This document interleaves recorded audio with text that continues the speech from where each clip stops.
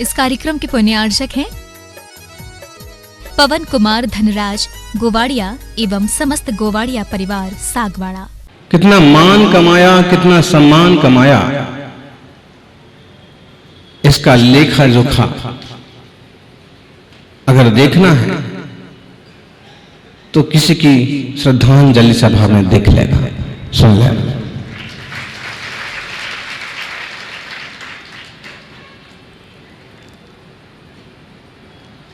अपने माँ बाप के बारे में तो बहुत लोग कहते हैं कि ऐसे थे और उन्होंने ऐसा उपकार किया। जीवन संवर जाए और जीवन ऐसा जियो कि मरण संवर जाए।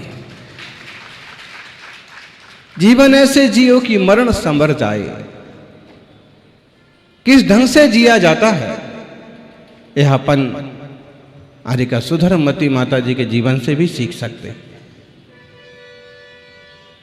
क्योंकि साधना के क्षेत्र में बहुत ज्यादा फेमस नहीं है वो, लेकिन जिस क्षेत्र में वो रहे, ऐसे जयपुर में बहुत फेमस है।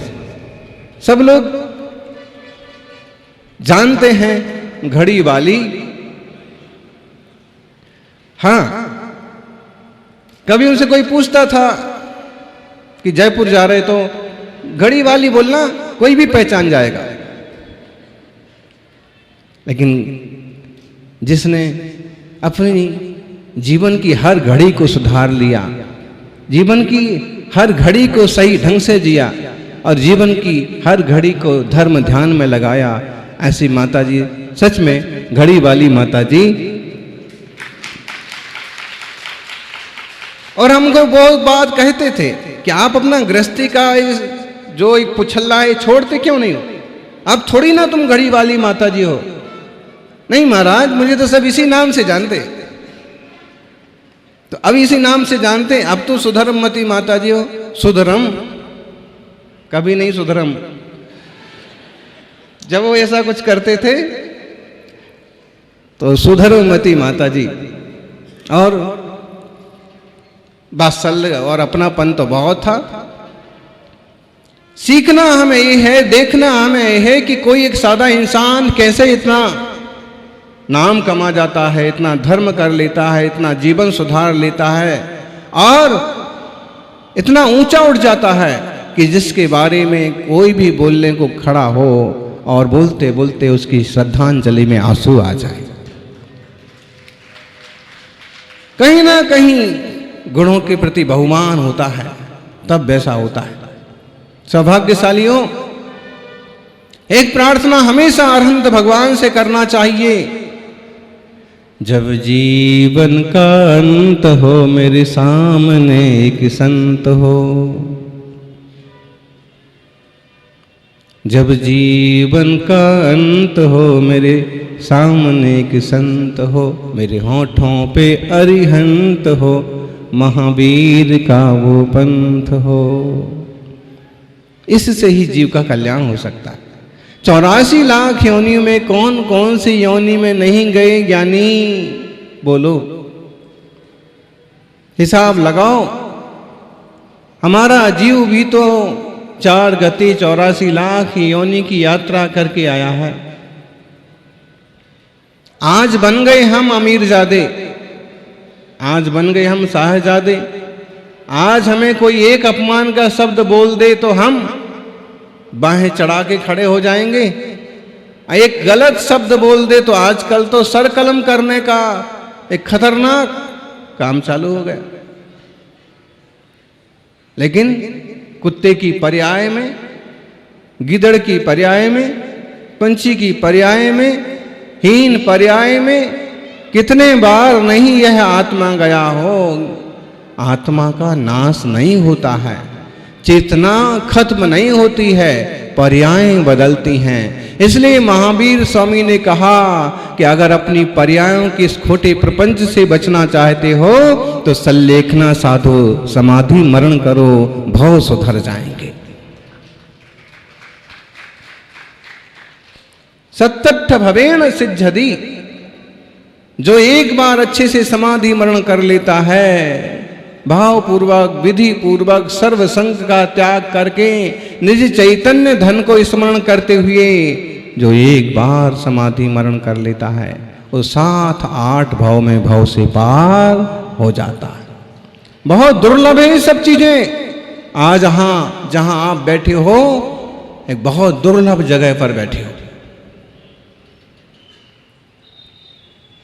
आप कहोगे कि नसिया जी कोई दुर्लभ नहीं है, यहां तो हर तीसरे रोज तिया होता है, हर तीसरे रोज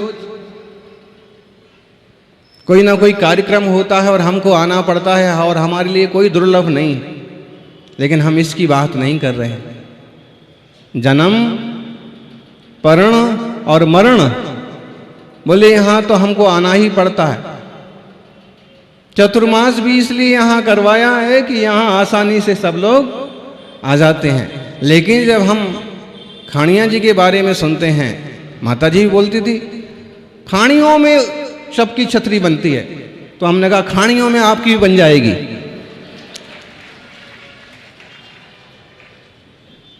तो खाणियों में छतरी बन जाएगी, योग संयोग। तो फिर जब खाणिया जी के बारे में सुनते हैं तो एक बार मन होता है कि अपन को इसकी बजाय वही जंगल वाली जगह चुनना थी, ज्यादा साधना होती। यहां तो खूब आवाज होती है गाड़ियों की, बसों की, एम्बुलेंस की, लेकिन एम्बुलेंस की आवाज से भी हमेशा अनित्यता का संदेश मिलता रहता है कि जीवन में हर पल सावधान रहो, कब तुम्हारी भी घंटी बजने लग जाए।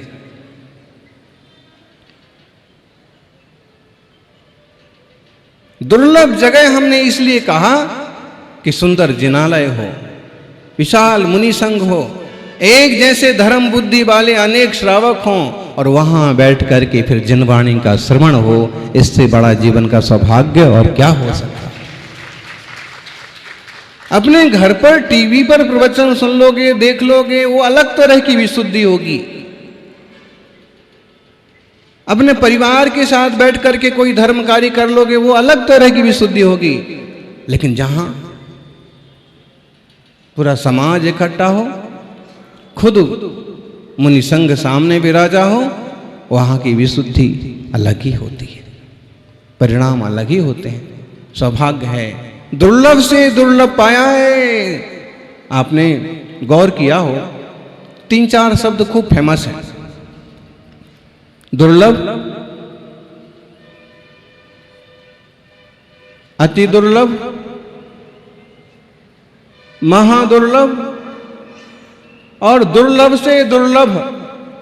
कितने शब्द हो गए? शब्द वही है, दुर्लभ। दुर्लभ लई ज्यों चिंतामणि। आप लोग बोलिए, आता होगा आपको ये।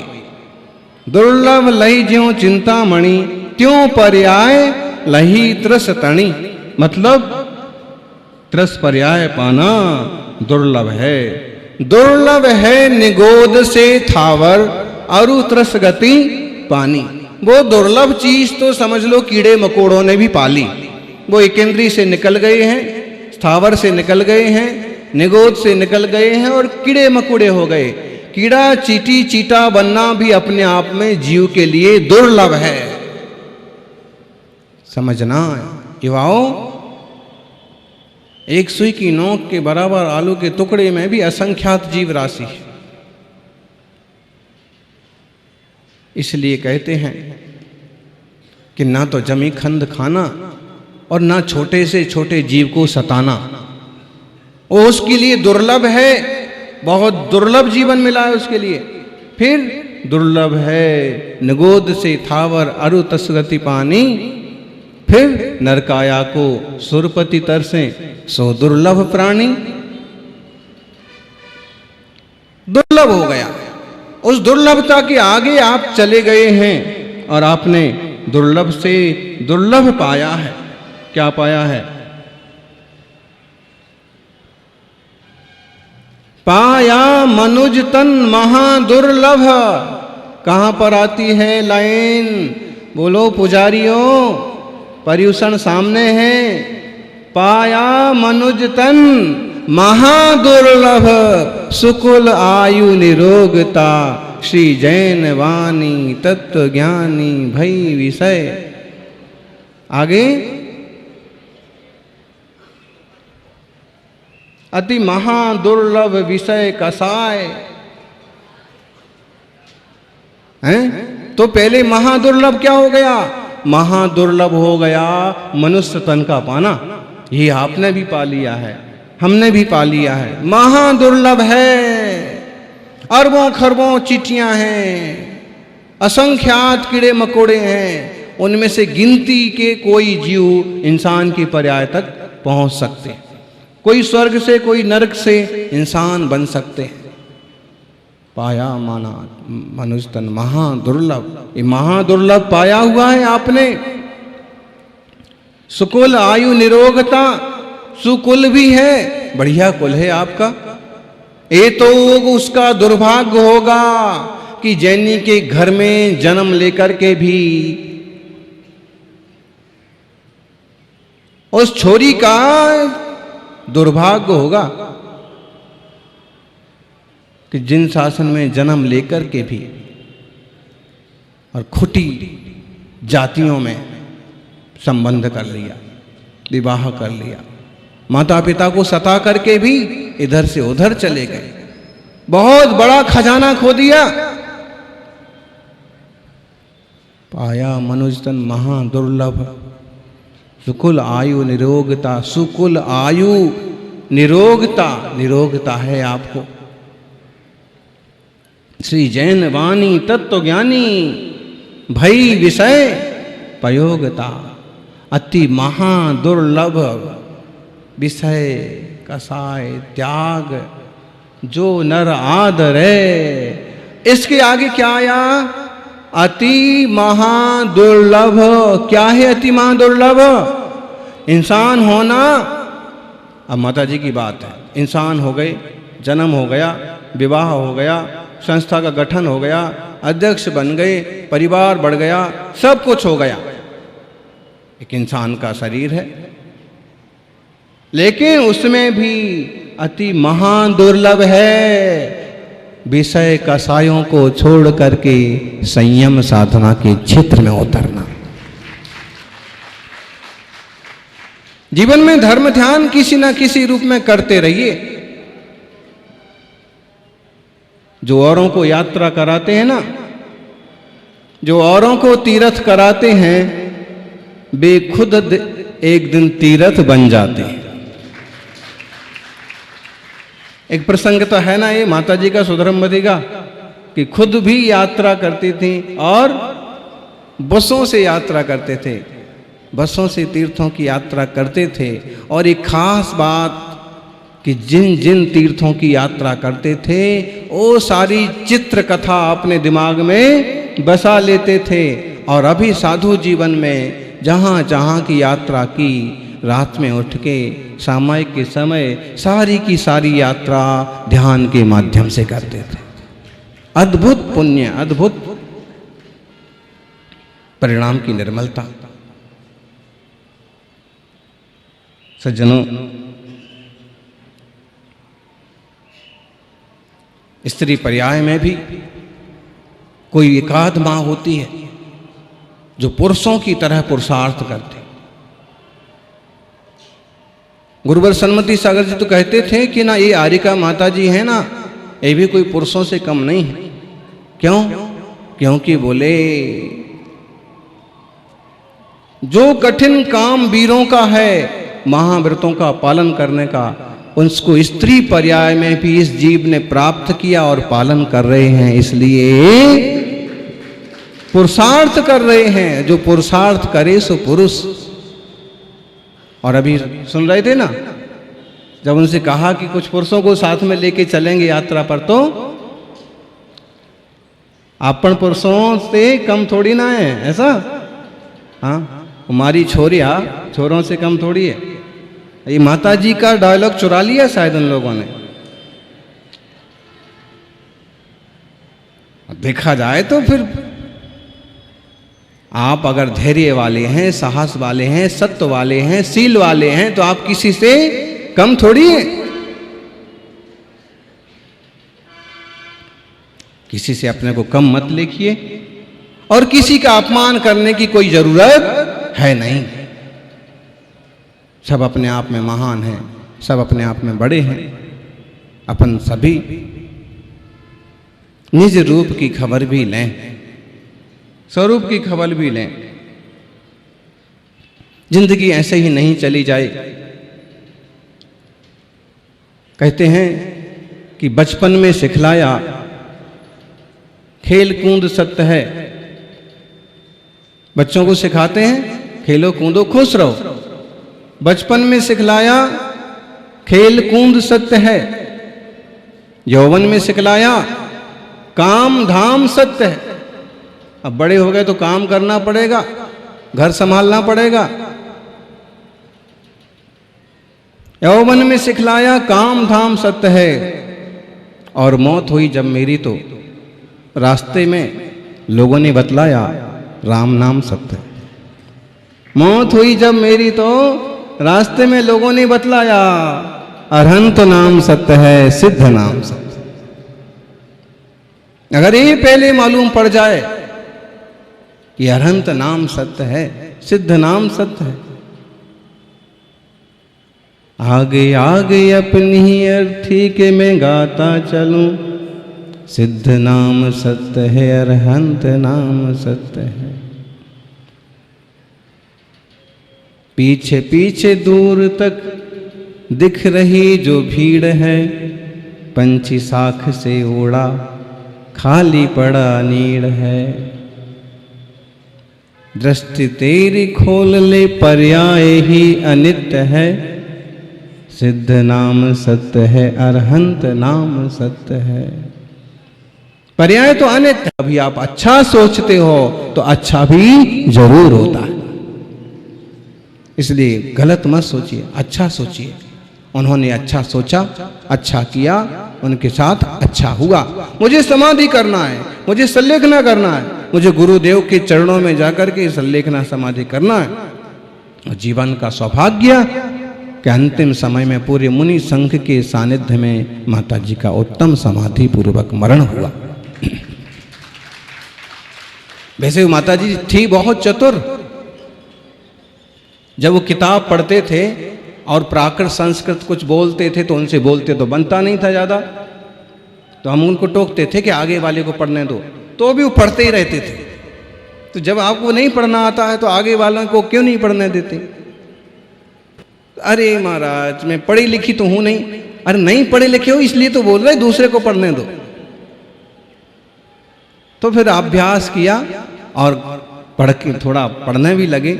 लेकिन वास्तव में ये समझ लेना कि अक्षर के ज्ञान से ज्यादा महत्व होता है आत्मा के ज्ञान का।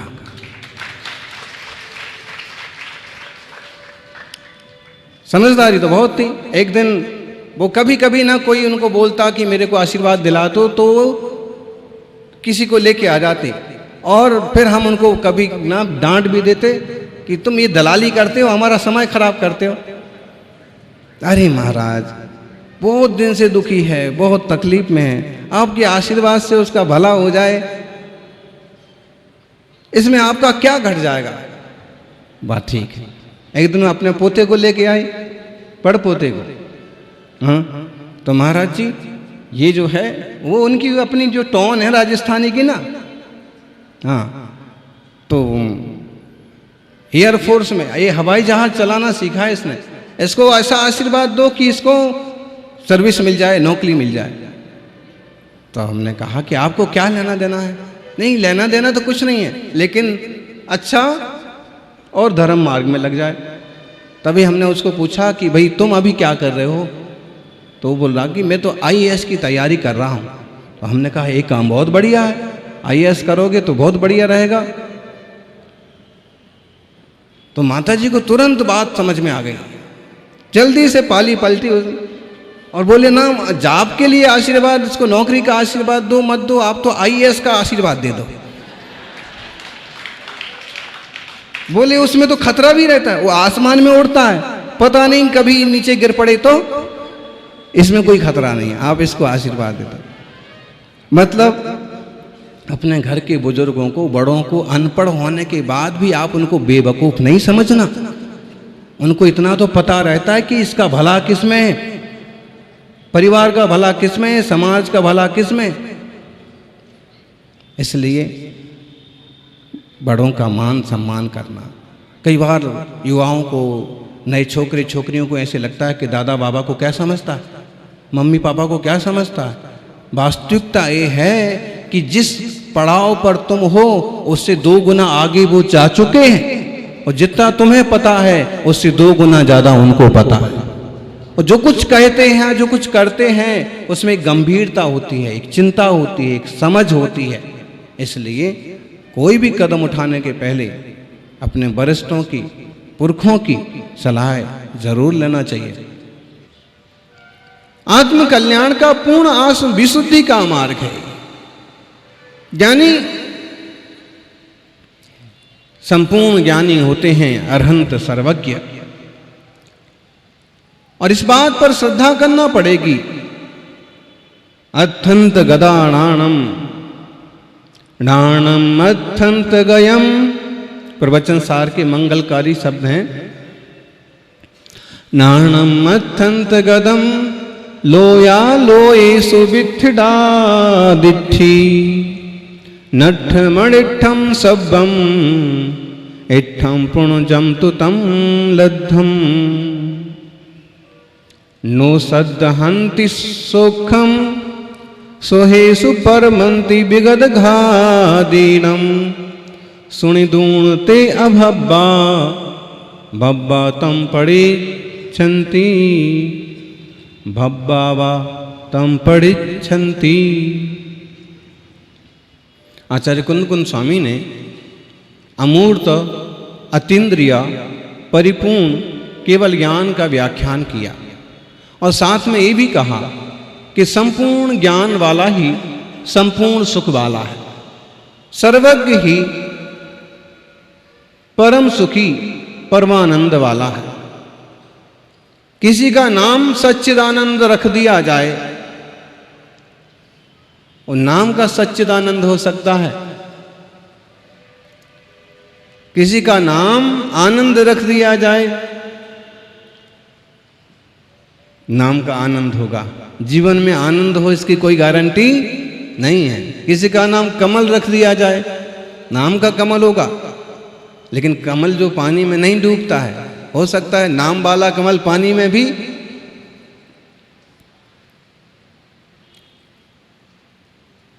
नाम रख देते हैं लोगों का सच्चिदानंद, सत चित्त आनंद। वास्तव में आत्मा की विशुद्ध दशा का नाम है। एक तत्व ज्ञान की तरफ जबरदस्त इशारा है। सत स्वरूप है प्रत्येक वस्तु का। कोई भी वस्तु सर्वथा नष्ट नहीं होती है, और कोई भी वस्तु सर्वथा नई उत्पन्न नहीं होती है। सत स्वभाव है। सच्चित और चित्त, जो चेतना है ना, वो चैतन्यमय है। जो आत्मा है वो चिति शक्ति से संयुक्त है। और आनंद, आत्मा भी आनंदमय है।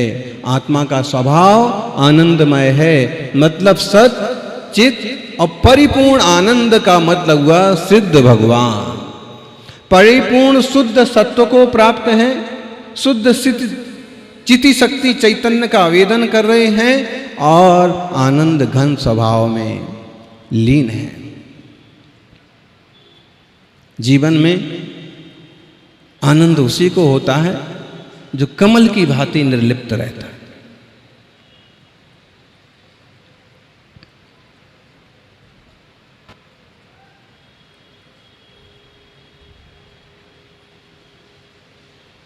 अगर वह लिप्त होता है, आसक्त होता है, तो आनंद खत्म हो जाता है। पानी में कमल भी रहता है, और पानी में कीचड़ भी रहता है। कीचड़ पानी में नीचे नीचे ही बैठा रहता है, और कमल पानी बढ़ता जाता है तो कमल ऊपर ऊपर बढ़ता जाता है। ज्ञानी को पानी में रह के भी कमल की भांति रहना चाहिए, कीचड़ की भांति नहीं रहना चाहिए। सम्यक ज्ञानी विवेकवान जीव। देखो, इसमें बहुत सुंदर सुंदर प्रमेय आने वाले हैं। प्रवचन सार पर ही चर्चा चल रही है, और बहुत गंभीर जिनवाणी की गंगा में अवगाहन कर रहे हैं अपन।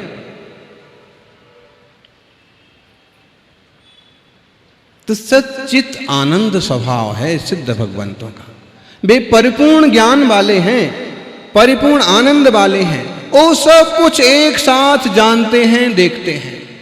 कोई कहेगा कि हम थोड़ा जानते हैं तो हमें तो बहुत विकल्प हो जाते हैं, क्लेश हो जाता है, खेद हो जाता है, या तो जान करके खेद हो जाता है कि ऐसा हो रहा है, या फिर आधा अधूरा जानते हैं, बाकी को जानने के लिए लालसा रहती है और नहीं जान पाते हैं, सो खेद होता है। तो अगर कोई सर्वज्ञ नाम के व्यक्ति हैं तो उनको भी खेद होता होगा, उन्हें भी टेंशन होती होगी। जिसको जितना पता होता है उसको जितना ज़्यादा टेंशन होता है। छोटे बच्चे घर में खेलते रहते हैं और बड़े लोग घर में रोते रहते हैं। क्यों? बच्चे को पता ही नहीं है कि दादाजी मर गए। बड़ों को पता है कि दादाजी दादी जी तुम्हें वियोग जन्य शोक हो रहा है, और उसे पता नहीं है, उतना समझता नहीं है, तो उसे तो इसका मतलब है कि अरहंत को भी खेद होना चाहिए। तो यहां पर समाधान दे रहे हैं कि ना अत्यंत नाणम अत्यंत गदम, ज्ञान जो है वह अर्थ के अंत तक चला गया है। दुनिया में जितने पदार्थ हैं, जितना बड़ा विश्व है, सब कुछ उनके ज्ञान का विषय बन गया है। कोई पदार्थ नहीं बचा जो उनके ज्ञान का विषय ना। जैसे आप कलकत्ते में रहते हैं, मुंबई में रहते हैं, और कोई मेहमान आपके गांव से आया और उसने कहा कि हमें अमुक चीज़ घुमा दो, हमें अमुक रास्ता दिखा दो, हमें अमुक मंदिर के दर्शन करा दो। तो आप कहते फिक्र मत करो, कभी चलेंगे, कभी भी चलेंगे। यहाँ के तो चप्पे चप्पे को मैं जानता हूँ। चप्पे चप्पे का मतलब क्या होता है? यहाँ के तो चप्पे चप्पे को मैं जानता हूँ। कहीं के भी दर्शन करा देंगे, कहीं का भी घुमा देंगे, कुछ भी दिखा देंगे, फिक्र मत करो। जैसे तुम जहाँ रहते हो, कभी कभी मौका पड़ने पर ऐसा बोलते हो कि चप्पे चप्पे को जानते हैं, जबकि तुमको खुद ही पता नहीं है कि श्रीमती जी ने कब तुम्हारी पैंट की जेब से 1000 रुपये मार दिए। तुमको खुद ही पता नहीं है घर में क्या हो रहा है, पड़ोसी क्या सोच रहे हैं, और तुम कह रहे हो कि चप्पे चप्पे को जानते हैं। तो तुम्हारा चप्पे चप्पे को जानना तो वैसे ही है कि जैसे मेंढक को कुएं को पूरा संसार समझना। कितना जानेंगे क्षय उपशम ज्ञान पर, लेकिन वास्तव में इतना तो है कि आप जहां रहते हैं या जितना अभ्यास करते हैं उतना बहुत कुछ उसमें जानते हैं। जब आप इतना जानते हैं तो आपसे ज्यादा जानने वाले भी लोग होंगे, आपसे कम जानने वाले भी लोग होंगे। हाँ, कम जानने वाले तो हैं। जैसे घर का छोटा बेटा है, उसे नहीं पता है कि खानिया जी कितनी दूर है, उसे नहीं पता है कि यहां से सम्मेद शिखर कितनी दूर है, लेकिन मुझे पता है। ऐसे और जो बड़े लोग हैं उनको हर चीज मालूम है।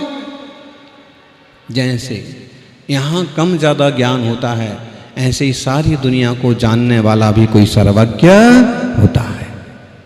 दोषावरण योर हानि, दोष और आवरण की हानि हो जाने पर कोई सर्वज्ञ भी होता है। उस बात को कह रहे हैं, नाणम अत्यंत गयम, ज्ञान उनका अर्थ के अंत को प्राप्त हो गया है। लोया लोएसु वित्थडा दृष्टि, और उनकी दृष्टि लोका लोक में विस्तृत है। मतलब क्या हुआ? लोका लोक में विस्तृत है दृष्टि। हमें तो आंखें घुमा घुमा करके देखना पड़ता है। इधर देखेंगे तो आप देखेंगे, उधर देखेंगे तो आप देखोगे। हमारी पीठ पीछे कौन है वो हमें नहीं मालूम पड़ता। हमारे सर पर आके मच्छर बैठ जाए ना तो अभी हमें मालूम नहीं पड़ेगा, जब तक वो काटे नहीं। ज्ञान काफी कम है, लेकिन लोया लोएसु वित्थडा दृष्टि, उनकी दृष्टि कैसी है? लोका लोक में विस्तृत है। सीसीटीवी कैमरे, देखिए जो आपको नहीं मालूम है वो सीसीटीवी कैमरे को मालूम है। यहाँ एसएमएस हॉस्पिटल से किसी का बच्चा चोरी हो गया था, है ना? कैसे खोज हुई? किसने खोज की? सीसीटीवी कैमरे में उस इंसान का एक फोटो आ गया और वो वायरल हुआ। कितने बार वायरल हुआ? उसका फोटो वो मोबाइल पर कितने बार वायरल हुआ बताइए? बोले 2 लाख बार से ज्यादा वायरल हुआ। इसका मतलब है अगर वो चुनाव में खड़ा हो जाए तो उसको तो बहुत लोग पहचान जाएंगे, विधायक तो यूं बन जाएगा।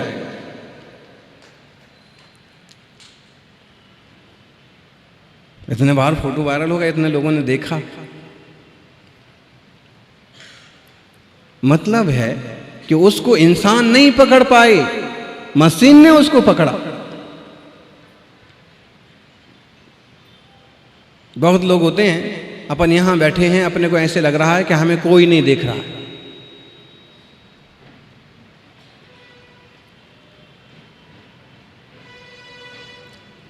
आपको कोई इंसान देख रहा हो ना देख रहा हो, लेकिन हो सकता है कि आप यहां बैठे हो और यहाँ के कैमरे से कहीं दूर बैठा हुआ व्यक्ति भी आपको देख रहा हो। और अभी ये मशीन लगी, इतने सारे कैमरे लगे हैं, कहां कहां तक आवाज पहुंच रही है, वो कितने लोग लाइव प्रवचन देख रहे हैं, सुन रहे हैं। मंदिर में एक दिन एक महाराज जी बैठे होंगे और फिर वो किसी श्रावक को कुछ लिख करके बता रहे होंगे, कुछ बात कर रहे होंगे।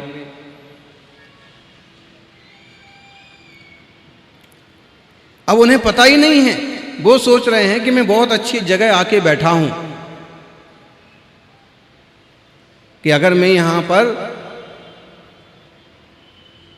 बैठा रहूंगा तो किसी को दिखूंगा नहीं, अपनी समय कर लूंगा, जाप कर लूंगा, और किसी से कोई लिख करके बात करना है तो बात भी कर लूंगा।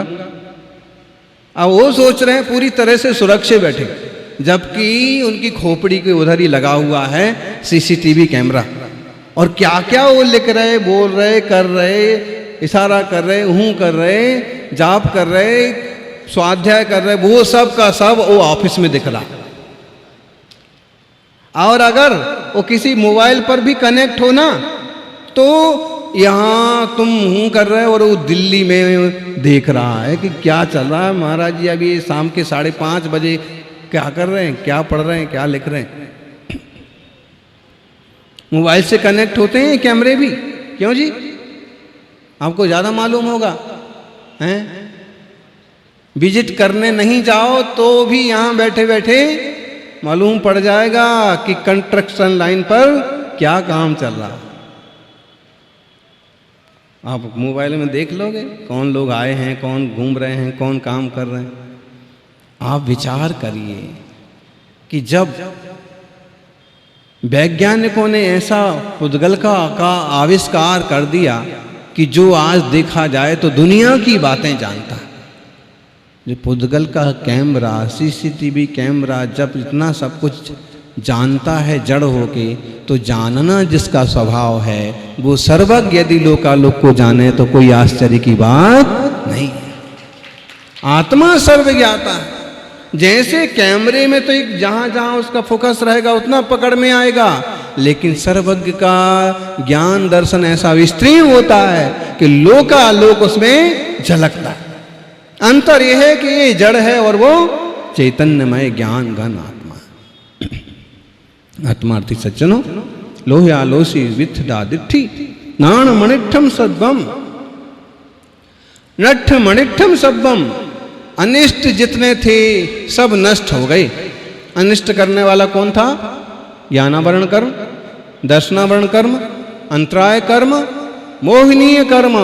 अनिष्ट करने वाला सबसे ज्यादा अनिष्ट कौन करता है? बोलो मुमुक्षुओं, मोहनीय कर्म, अनिष्ट करने वाला। जो कुछ अनिष्ट करने वाला था, जो कुछ अनिष्ट था, वो सब खत्म हो गया, मिट गया। नट्ठमणिट्ठम सब इट्ठम पुण्य जमतु तम लद्धम। और जो कुछ इष्ट है, पूर्ण ज्ञान, पूर्ण दर्शन, पूर्ण सुख, पूर्ण वीर्य, जो कुछ इष्ट है वो सब कुछ प्राप्त हो गया। तो बताओ अरहंत भगवान के लिए खेद का क्या कारण है? कोई कारण नहीं है। अरहंत भगवान के लिए, सर्वज्ञ भगवान के लिए खेद का कोई कारण नहीं रहा, मोह भी नहीं रहा। मोह ही तो खेद करवाता है। आधा अधूरा जानते हैं तो इच्छाएं होती हैं, जानने की भावनाएं होती हैं तो खेद होता है। ज्यादा जानते हैं और राग द्वेष होता है तो खेद होता है। अरहंत को वैसा नहीं रहा, इसलिए वह सर्वज्ञ हैं।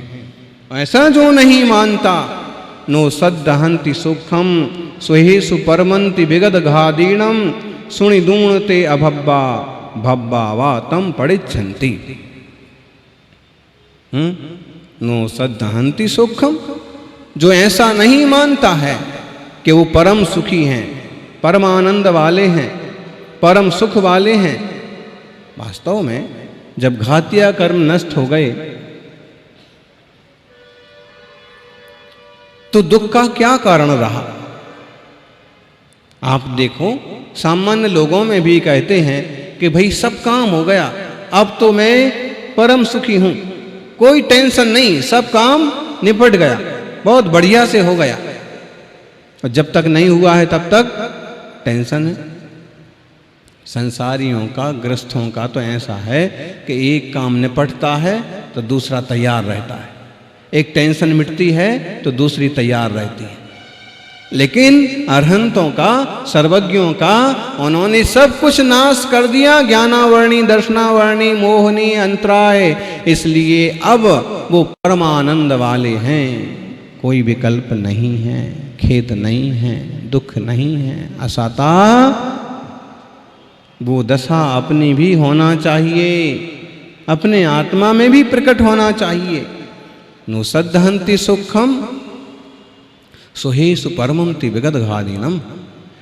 सुनि दूण, सुन करके भी, जिनवाणी सुन करके भी जो ऐसी श्रद्धा नहीं करता है, ते अभब्बा, वे सब अभव्य हैं।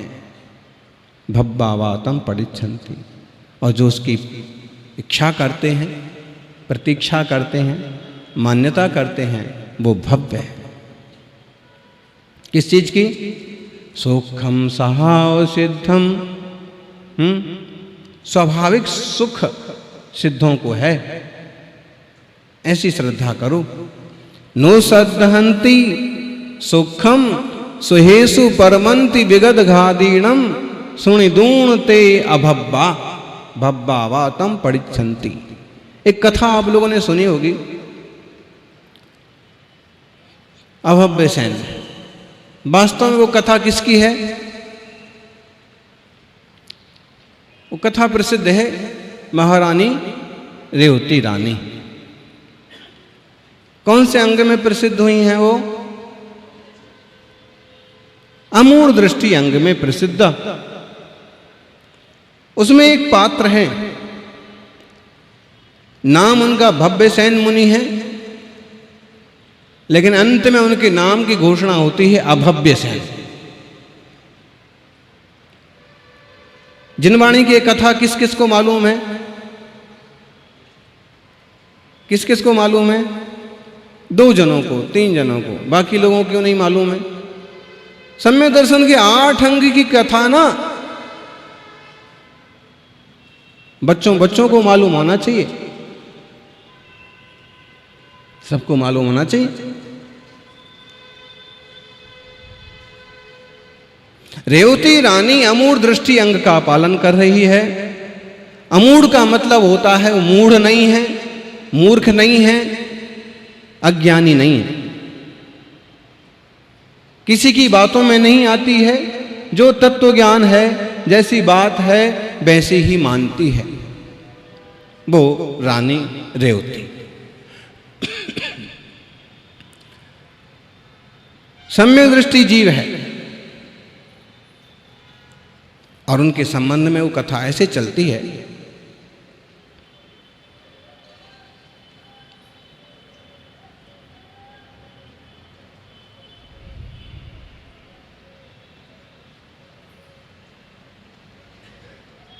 कहां से चालू करें अब इसको?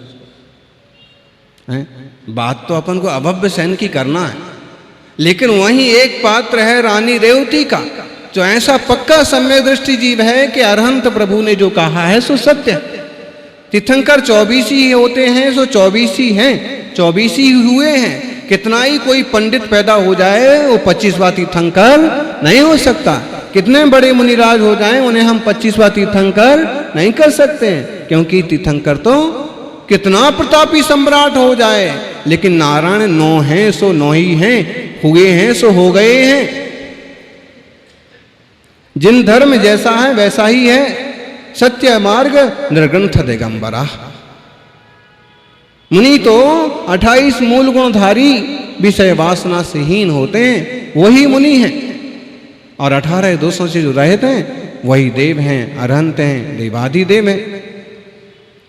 एक तरफ ऐसी कट्टर श्रद्धा की श्रद्धानी रेवती, और दूसरी तरफ हैं अभव्य सेन। अभव्य सेन क्यों बोले? भव्य सेन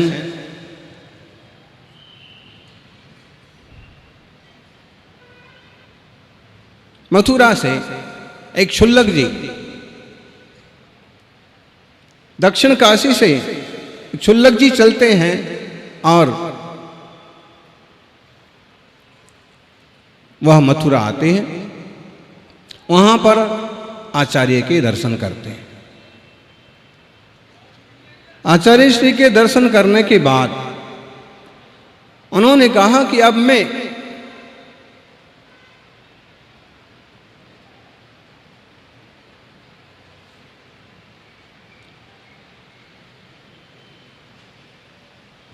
कौन से राजधानी से जुड़ी है कहानी? रेवती रानी की राजधानी। अब मैं अमुक स्थान की यात्रा को जा रहा हूं। तो आचार्य महाराज ने कहा कि देखो, वहां के राजा की महारानी रेवती हैं, उनको आशीर्वाद कह देना। क्षुल्लक जी विद्याधर थे और उन्हें पता भी था कि वहीं पर भव्य सेन नाम के मुनि भी विराजमान है। तो उन्होंने कहा, गुरुदेव और किसी को कुछ कहना है? तो उन्होंने कहा, दूसरी बार उन्होंने पूछा कि वहां पर कोई और मुनि संग हो और किसी को कुछ कहना हो? तो आप फिर भी उन्होंने कुछ नहीं कहा। चलते चलते तीसरी बार भी पूछ लिया। वो चाहते थे कि महाराज जी ऐसा कहें कि वहां जो भव्य सेन हैं उनको भी अमुक संदेश दे देना, लेकिन वह गुरु भी गुरु थे, ज्ञानी थे, और उन्हें मालूम था कौन कितने गहरे पानी में। जाओ, बस गए।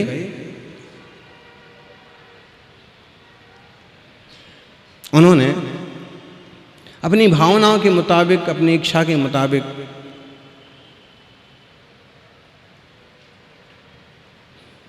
कि जब पहले मुनि विराजमान हैं तो अपन मुनि को जाके देखें मामला क्या है।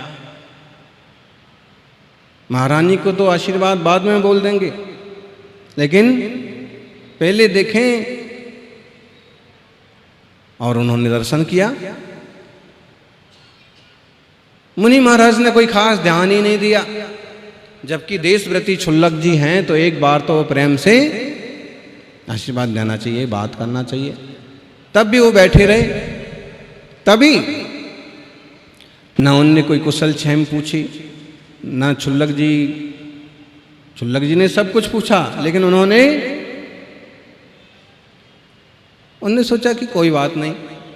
थोड़ी देर में वो शुद्धि को जाने के लिए तैयार हुए। क्षुल्लक जी ने उनका कमंडल पकड़ लिया और साथ में चल पड़े। शहर के बाहर, गांव के बाहर, बस्ती से दूर क्षुल्लक जी ने क्या किया? परीक्षा करना है। क्यों आचार्य महाराज ने इन्हें कोई संदेश नहीं भेजा? परीक्षा कैसे की जाए? जिधर वो शुद्धि को गए उधर सब तरफ छोटे छोटे अंकुर पैदा कर दिए। विद्याधर हैं, विद्या से सब कुछ कर सकते हैं।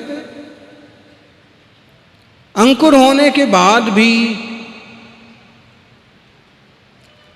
उन मुनि ने कोई ध्यान ही नहीं दिया, अंकुरों पर चलते गए। और चुल्लक जी को बहुत ऐसा लगा कि बताइए, महाव्रती को तो हरी घास पर पांव भी नहीं रखना चाहिए, कच्चे पानी पर पांव रखना भी उचित नहीं समझते हैं, फिर ऐसा कर रहे हैं? इनके बारे में तो मैंने सुना है 11 अंग 9 पूर्वों के ज्ञाता हैं, बहुत शास्त्रों को जानते हैं। अभी भी बड़े बड़े लोग इनसे बड़ी बड़ी चर्चा कर रहे थे, बड़े बड़े उत्तर दे रहे थे। एकेंद्रिय आदि जीव कौन है ये सब कुछ जानते हैं, फिर जब उस शुद्धि को बैठ गए तो चुल्लक जी ने अपनी विद्या से उनके कमंडल का पानी सुखा दिया। अब कमंडल का पानी सूख जाएगा तो शुद्धि कैसे करेंगे?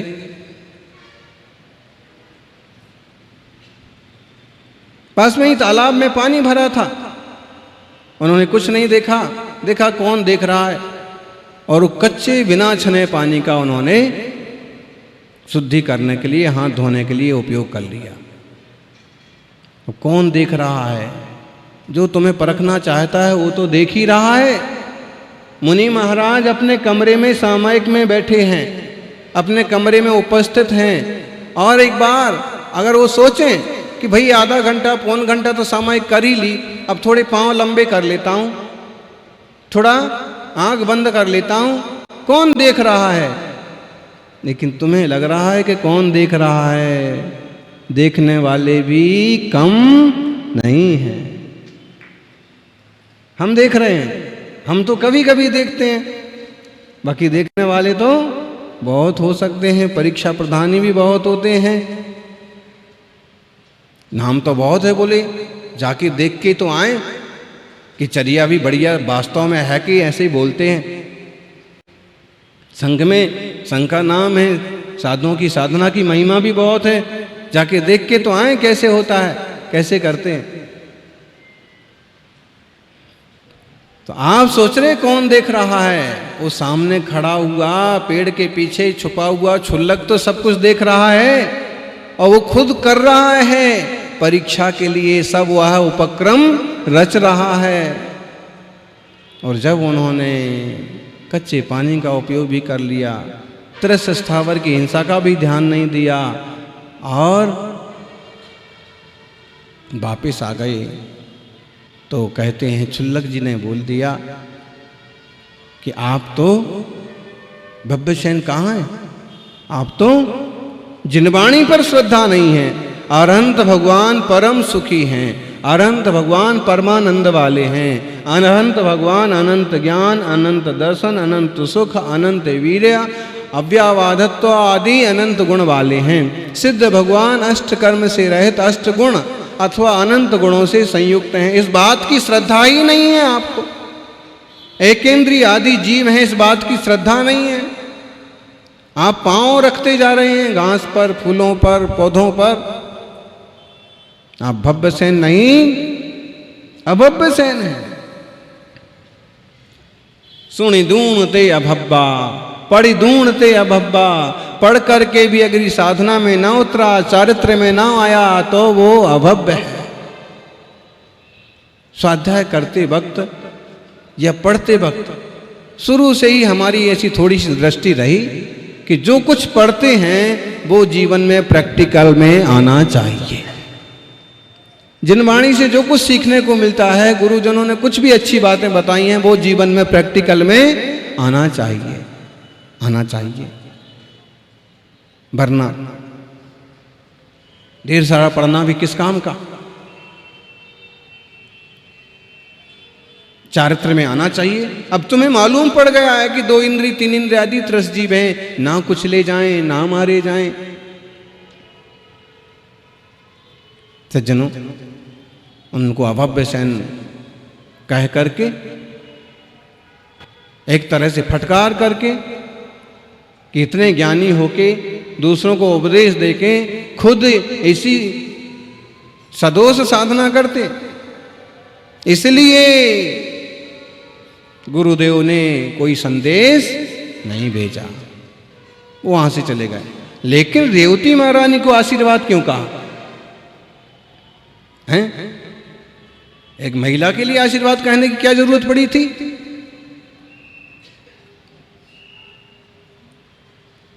अरे भाई, दुनिया बहुत विचित्र है।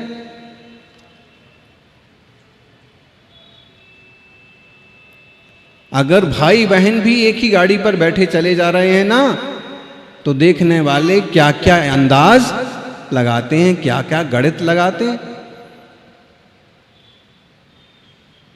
काकी भतीजा भी खड़े खड़े कहीं बात कर रहे हैं ना,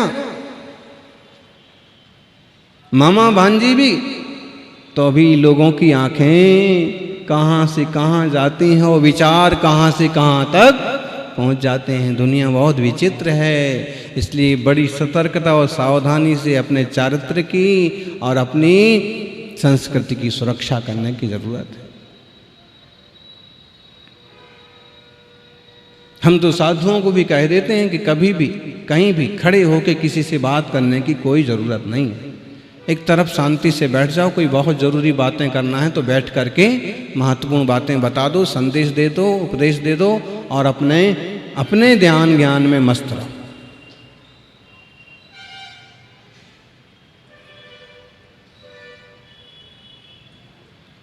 बिहार हो रहा था, जोर का पानी आया, कुछ मुनि महाराज आगे बिहार कर गए थे।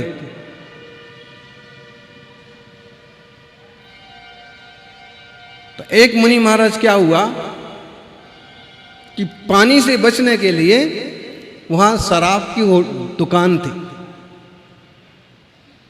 वो जाकर के उसके ओटले पर खड़े हो गए। उनको क्या पता और क्या लिखा है, और चलते चलते सिर्फ पानी से सुरक्षा के लिए उस पर जाके खड़े हो गए। तभी हमारा आना हो गया, तो हमने कहा कि क्या कर रहे हो यहाँ दुकान के पास?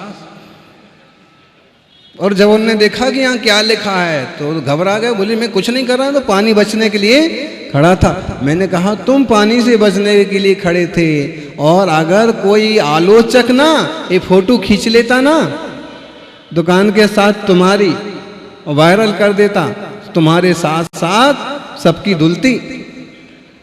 ये सब जानते हैं कि चारित्र क्या है और मुनि कैसे चारित्र का पालन करते हैं, लेकिन किसकी बुद्धि कैसे चलती है?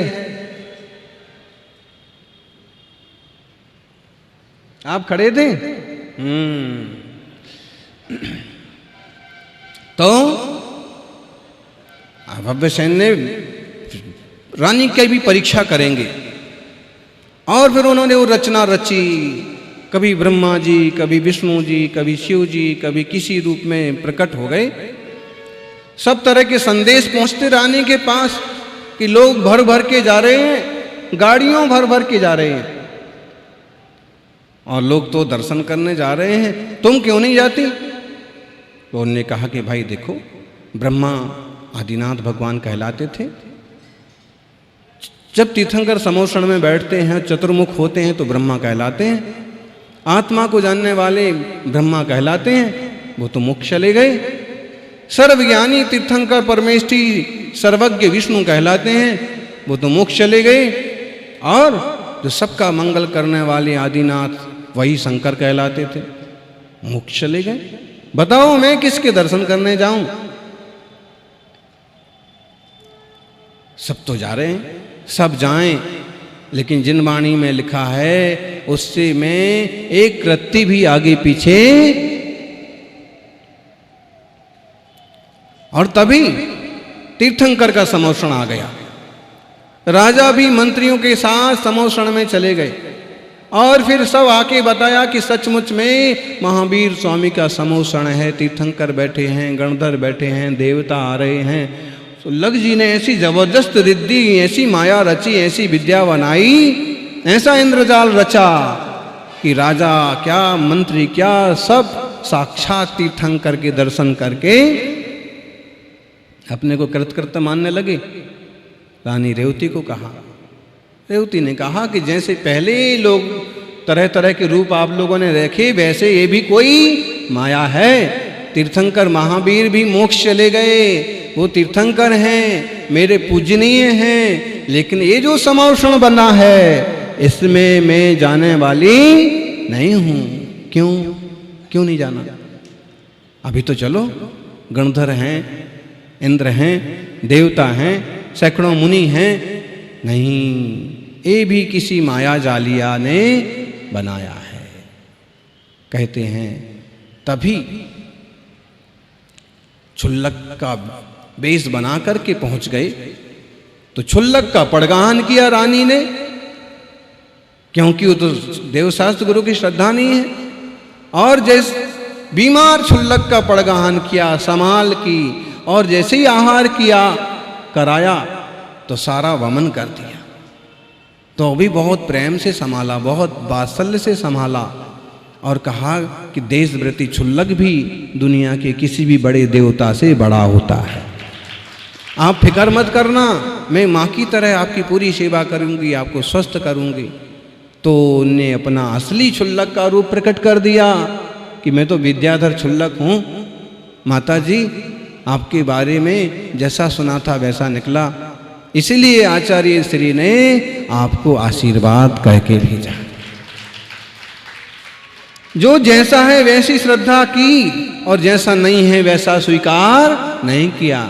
अगर हम अरहंत प्रभु के स्वरूप को स्वीकार करेंगे तो भव्य हैं, और अगर हम कहेंगे कहाँ ऐसा हो सकता है, कोई सर्वज्ञ होता कहाँ है, परिपूर्ण महाव्रत होते कहाँ हैं, तो आप अभव्य की श्रेणी में चले जाएंगे। इसलिए जिन वाणी का अभ्यास करना, स्वीकार करना, कुछ बात पकड़ में ना आए तो धैर्य से धीरे धीरे समझना, लेकिन अश्रद्धा नहीं करना। जय बोलिए 24 तीर्थंकर भगवान की। इस कार्यक्रम के पुण्यार्चक थे पवन कुमार धनराज गोवाड़िया एवं समस्त गोवाड़िया परिवार सागर।